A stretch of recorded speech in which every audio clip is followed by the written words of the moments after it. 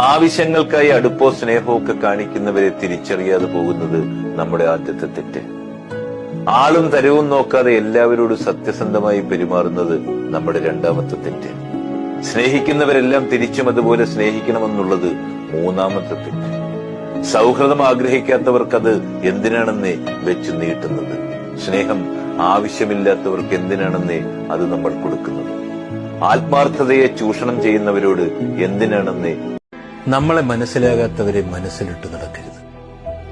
തിരിച്ചറിയുന്ന കാലത്ത് തിരിഞ്ഞു നടക്കാൻ കഴിഞ്ഞില്ലെങ്കിൽ പിന്നീട് ഒരിക്കലും അവരിൽ നിന്നും നമുക്ക് തിരിച്ചു പോകാനാവില്ല.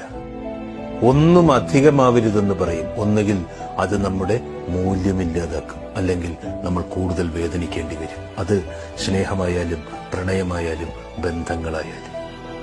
ആരോടും പറഞ്ഞു മനസ്സിലാക്കാൻ പറ്റാത്ത ചില വേദനകളുണ്ട്. അതൊക്കെ അനുഭവിച്ച് തന്നെ അറിയണം. എങ്കിലേ അതിന്റെ